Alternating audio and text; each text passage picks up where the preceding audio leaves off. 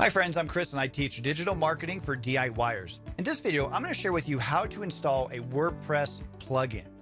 Now, it's one of those things that plugins are very, they're amazing to have because they add functionality to your website that maybe the website usually didn't have, or sometimes they're a core feature, a core plugin that we need to have because we need it to work, to have our website work. So there's always recommended and then there's required. So required ones you need to have your website to work. So if you just installed a WordPress theme, maybe now it's saying, hey, you need these required WordPress plugins, and it's very important. Now, if they're recommended, it might be something that you don't need to have them, but they're obviously suggested. So in this video, by the time you're done watching it, you will know exactly how to upload a WordPress plugin. Stay tuned. Digital marketing for DIYers. Hi friends, again, I'm Chris and I teach digital marketing for DIYers, meaning I help motivated individuals like yourself take control of your online success. So if this is the first time on my channel that you're visiting, I definitely, on this channel, I talk about everything from web design and SEO, social media and branding, and topics like this where we're talking about WordPress plugins. I love using WordPress and I definitely want to inspire you to use it as well.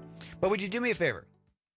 If I provide you with value within this video, would you please consider subscribing?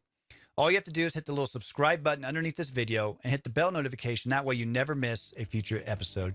And thank you so very much for watching. So jumping into plugins, again, we kind of define a plugin as something that's going to add features, functionality, or required usage or something for a WordPress theme. Okay. So again, if you get a WordPress theme, there might be required plugins to make that theme work. It could be everything from a slider, could be from widgets or tabs. It could be, text blocks or structuring. Some of them are very much required. And then some of them are just additional, just because everybody's usage of a website is going to be a little bit different. And so by having it where there's these plugins, then you can choose the ones that you want to use. And then, your website's gonna be different than somebody else's. So you're gonna have different plugins than somebody else would use. So let's jump over to the computer and we'll kind of look at some plugin ideas. Okay, so here we are. This is just a basic WordPress installation. There's nothing going on, but I just want to kind of talk about the back end here. So what you're going to do is you're going to go to plugins. And if you haven't watched the video, I talked about updating plugins. I definitely have that as well. Check it out if you're looking to learn how to update plugins in case they go bad. But basically you're going to go to plugins and then install plugins. Now from this, this is your installed plugins. Then we have add new. Okay. So you can see which ones you already have in case you try to upload one you already have, it'll kind of alert you anyways. But you can kind of see what you have already. Again, this is a new installation, so it's not, I don't really have plugins. But basically all you're going to do is go to add new. And when you go to add new, you have two different options here. You can search plugins here through a database of all these free plugins that are in the WordPress plugin directory, or you can upload a plugin. So the difference is if you've purchased a plugin from, a company or something like that, or maybe it came with your WordPress theme, then these might be plugins that came in a separate zip file or in a separate attachment of some sort. And then if you are just installing a plugin, you can just go through the directory and there's thousands and thousands of different WordPress plugins to choose from. So let me just show you an example here. One of the most popular SEO plugins for WordPress is Yoast. So if you were to type in Yoast, you could see Yoast comes up. Now it's one of those things that maybe you're like, well, I really don't know the name, like Yoast, like that makes no sense, right? Simply type in keywords. Okay. So if you type in a keyword like SEO, so you're going to do WordPress SEO, and then that's where Yoast comes in. Okay. You also have all-in-one SEO pack. You have rank math. You have these different plugins. Okay. So just like for a keyword, maybe it's event, like for events, you're going to put events on your website. This might be a plugin that you'd want. So you can look through and you can see, okay, this one's an event calendar. We can see there's 800,000 plus websites using it, and we can see their reviews. And you can really dive into this. You can, read more about the details, read the reviews, read what people like or dislike, see if they have a light version versus a pro version, meaning are some features paid versus some being free, right? So maybe you can make some edits, but then if you want to edit everything, you have to get the pro version, which might cost something. And of course, that's how publishers make some money. They're very kind to let us use very stripped down models of some plugins, and then you pay a small fee for the pro versions. Now, I'm not trying to scare you away from using plugins. I mean, there's many of them that are just absolutely robust with features that are absolutely free. So you don't have to worry about that at all.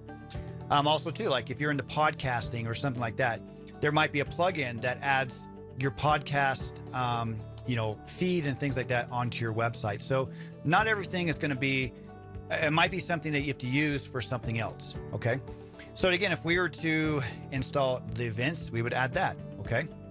Maybe you're a restaurant and you're going to do menus. Okay.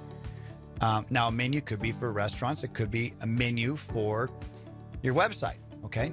And that's how we can see, like, okay, they're talking about menus. So we can see, okay, this probably doesn't have anything that we want to worry about. So let's look at food menu. Okay, so now we have different 5-star menus, restaurant menus, reservation services, online food ordering, and we can kind of see. So again, we can look at this, like this food menu, for an example, has 1,000+ active installations. It was updated a month ago, and it's compatible with our version of WordPress. So we can look pretty good.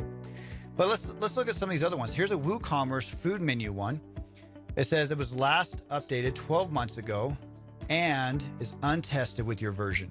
Okay, so that would be interesting then, because that means this one, if we try to use it, it may not work with our version of our website.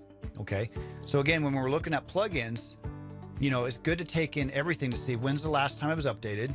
Is it compatible with our version of WordPress? Does it have the features that we need and want? And also, how many people have already used it? That's a good indication sometimes. Now, granted, I mean, everybody starts out from somewhere, so maybe a plugin doesn't have a lot of reviews at first.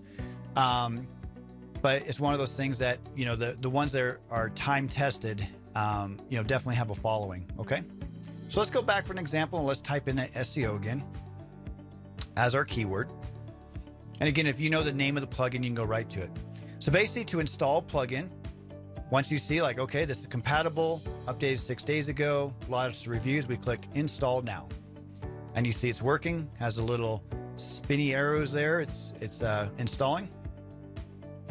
And then once it's installed here, we're going to go ahead and activate it. So if you install it, it's going to add it to your list of plugins, but it's not going to activate it. So for an example right here, it's there, but let's go to the plugin list real quick. I'm going to click on plugins just to show you this. We see it's here, but it's not actually activated.